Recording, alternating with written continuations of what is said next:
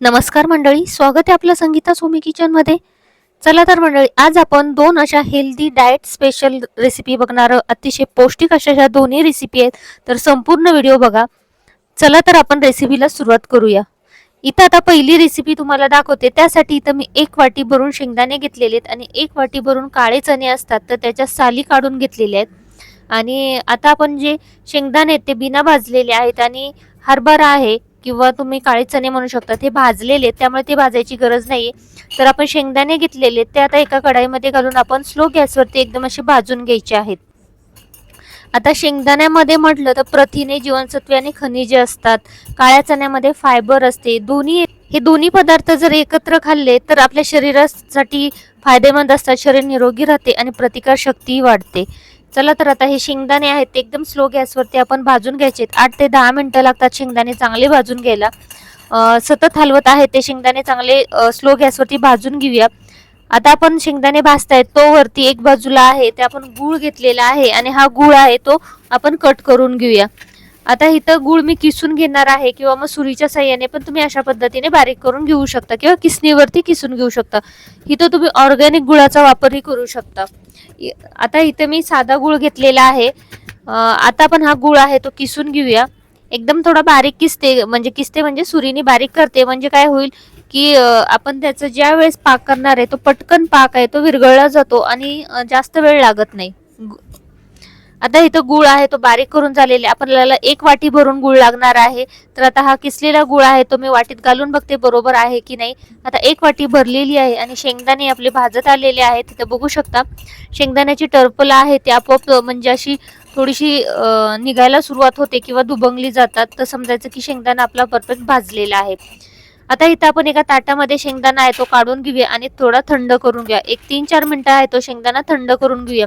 तोपर्यंत आपण त्याच कढईमध्ये मी पुसून घेऊन त्यामध्ये आपण गूळ घालून घेतलेला आहे आणि गुळावरती आपण 4 चम्मच पाणी घालून घेतलेलं आहे आणि हा गूळ आहे तो पूर्णपणे वितळवून घ्यायचा आहे.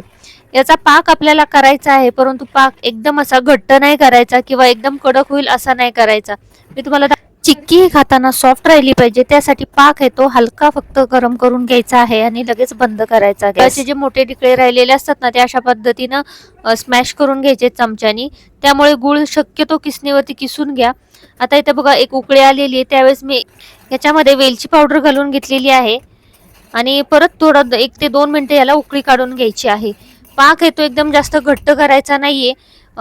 पाण्यामध्ये टाकला ना आपण कपामध्ये तर थोडंसं त्याला बाइंडिंग येते, फक्त जास्त कडक असा गोळा होईल इथपर्यंत करायचा नाहीये. म्हणजे आपली जी चिक्की होणार आहे ना ती सॉफ्ट बनते. तुम्ही पाक जेवढा कडक बनवाल तर तेवढं चिक्की आहे ती कडक बनली जाते. त्यामुळे पाक आहे तो थोडासा सॉफ्ट असेल तेव्हाच गॅस बंद करून घ्यायचा आहे.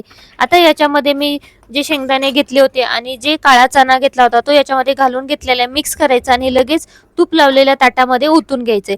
अशा पद्धतीने मी पसरवून घेतलेला आहे गरम असतानाच आणि 1 तासानंतर आपण हा काढून घेऊ का. अशा पद्धतीने चिक्की आहे ती काढून घ्यायची. ही एका आकारामध्ये चिक्की येत नाही, जशी तुकडे होतील त्या पद्धतीने आपण काढून घ्यायची आहे.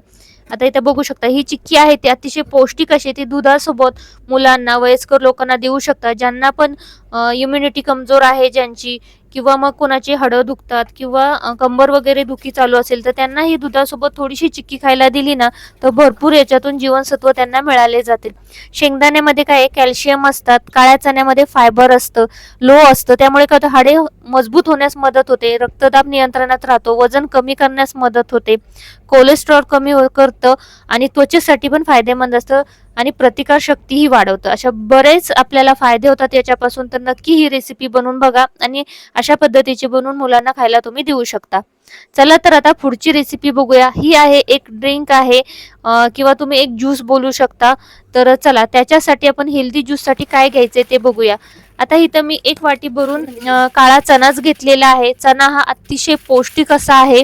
आता त्याच्या साली आहेत त्या आपण काढून घेऊया. अशा पद्धतीनं साली आहेत त्या सोलून घेते आणि त्यानंतर साफ केल्यानंतर आपण एका मिक्सरच्या भांड्यामध्ये घालायचं आहे आणि चांगलं बारीक फिरवून घ्यायची. अशी पावडर तुम्ही बनवून ठेवू शकता आणि इझिली नंतर झटपट मुलांना याचा ज्यूस बनवून देता येतो. तर अशा पद्धतीने पावडर एका हवाबंद डब्यामध्ये भरून ठेवायची आहे, म्हणजे कधी इझिली झटपट ज्यूस बनवायला इझी जातं. चला तर आता ह्या डब्याला आहे ते झाकण लावून ठेवूया आणि त्यानंतर आपण ज्यूस बनवायला घेऊया. आता इथे मी एक मिक्सरचं भांडं घेतलेलं आहे. आता इथे एक केळ कट करून घालते. केळ कट झाल्यानंतर त्यावरती इथे 1 ग्लास भरून दूध घालून घ्यायचं. इथं तुम्ही थंड दुधाचा वापरही करू शकता.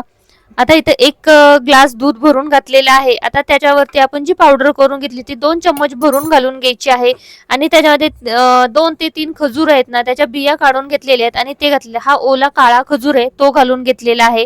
ह्या टायमिंगला तुम्ही आधीही याच्यामध्ये जे मध असतं तर तेही घालू शकता किंवा मग त्याच्यानंतर बारीक केल्यानंतर तुम्ही वरून जरी घातलं तरीही चालू शकतं.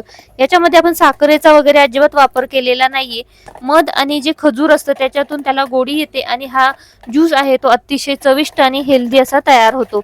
आता हे तर मी थोडंसं मिक्स करून घेते किंवा मग तुम्ही मिक्सरला एक घसरा दिला ना तरी हे मिक्स होऊन जातं. त्यानंतर सर्व करून घ्यायचं आहे.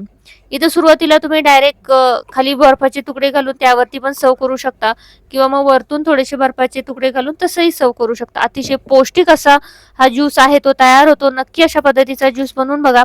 बरं, तुम्हाला रेसिपी कशी वाटली ते नक्की सांगा आणि आवडली असल्यास चॅनलला लाईक, शेअर आणि सबस्क्राईब करायला मात्र विसरू नका. Bell icon press. अशाच आपल्या गावरान काही रेसिपी पाहण्यासाठी डाएटच्या रेसिपी मी बऱ्याच यूट्यूबवरती अपलोड केल्या, त्याही तुम्ही पाहू शकता. तर त्यासाठी चॅनलला सबस्क्राईब करायला मात्र विसरू नका. हेल्दी खा आणि हेल्दी राहा. चला तर नक्की ही रेसिपी बनवून बघा.